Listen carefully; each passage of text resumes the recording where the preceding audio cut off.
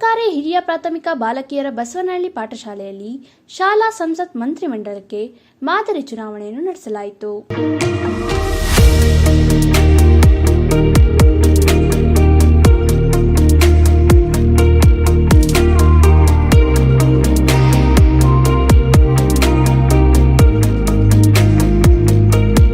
ಮಕ್ಕಳಿಗೆ ಚುನಾವಣೆಯ ಬಗ್ಗೆ ಅರಿವು ಮೂಡಿಸುವ ಸಲುವಾಗಿ ಹಾಗೂ ಮಕ್ಕಳ ಶೈಕ್ಷಣಿಕ ಅಭಿವೃದ್ಧಿಗಾಗಿ ಸರ್ಕಾರವು ಜಾರಿಗೆ ತಂದಿರುವ ಶಾಲಾ ಸಂಸತ್ಗೆ ಸಾರ್ವತ್ರಿಕ ಚುನಾವಣೆ ಮಾದರಿಯಲ್ಲಿ ಚುನಾವಣೆಯನ್ನು ನಡೆಸಲಾಯಿತು.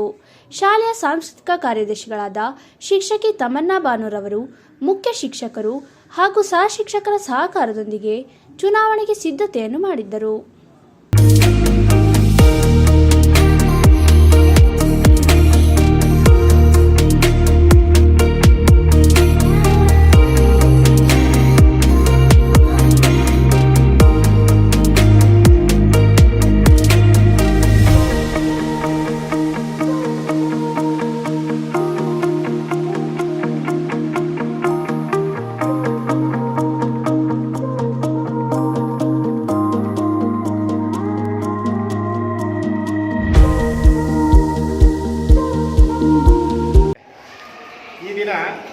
ನಮ್ಮ ಶಾಲೆಯಲ್ಲಿ ಸಂಸತ್ ಚುನಾವಣೆಯನ್ನು ಮಾಡ್ತಾ ಇದ್ದೀವಿ.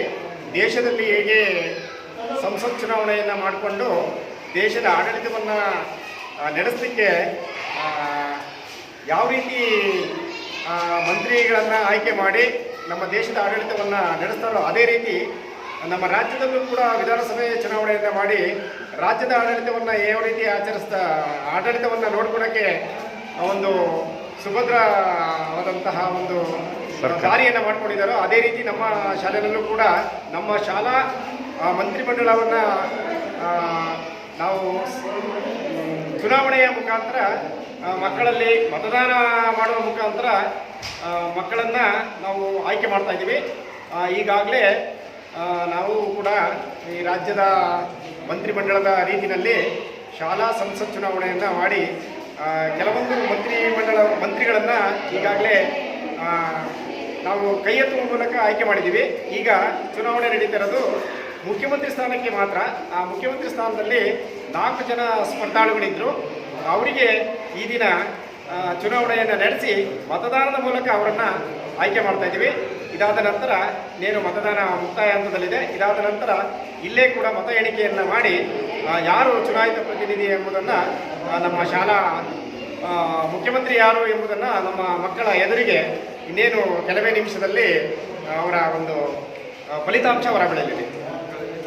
ಚುನಾವಣೆಯಲ್ಲಿ ವಿದ್ಯಾರ್ಥಿನಿಯರುಗಳಾದ ಅರ್ಪಿತಾ, ಸ್ನೇಹ, ವಂದನಾ, ಸುಹಾಸಿನಿ ಸ್ಥಾನಕ್ಕೆ ಸ್ಪರ್ಧೆಯನ್ನು ಮಾಡಿದ್ದರು. ಮಕ್ಕಳು ಸಾರ್ವತ್ರಿಕ ಚುನಾವಣೆಯಂತೆ ಸಾಲಾಗಿ ಬಂದು ಮತದಾನ ಮಾಡಿದ್ದು ಗಮನ ಸೆಳೆಯಿತು.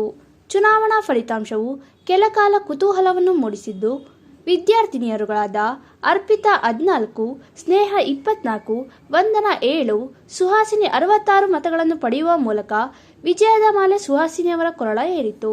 ವೈಖರಿಯ ಜವಾಬ್ದಾರಿಯನ್ನು ತಗೊಳ್ತಾ ಇದ್ದಾರೆ. ಹಾಗಾಗಿ ನೀವೆಲ್ಲರೂ ಕೂಡ ಇನ್ನ ಉಳಿದಂತ ಮಂತ್ರಿಗಳು ಕೂಡ ಅವರಿಗೆ ಸಾಥ್ ಕೊಡ್ಬೇಕು. ನೀವು ಅವರ ಕೈ ಕೆಳಗೆ ನೀವೆಲ್ಲರೂ ಕೆಲಸ ಮಾಡಿಕೊಂಡು ಮುಖ್ಯಮಂತ್ರಿ ಸ್ಥಾನವನ್ನು ನಿರ್ವಹಿಸ್ಕೊಂಡು ಹೋಗಬೇಕು ಅಂತೇಳಿ ಸುಹಾಸಿನಿಗೆ ಕೇಳ್ಕೊಳ್ತಾ, ಅದೇ ರೀತಿ ನೀವೆಲ್ಲರೂ ಸಹಕಾರ ಕೊಡಬೇಕು ಅಂತ ಕೇಳ್ಕೊಳ್ತಾ ಮತ್ತೊಮ್ಮೆ ಅಭಿನಂದನೆಯನ್ನು ಸಲ್ಲಿಸ್ತಾ ಇದ್ದೀನಿ.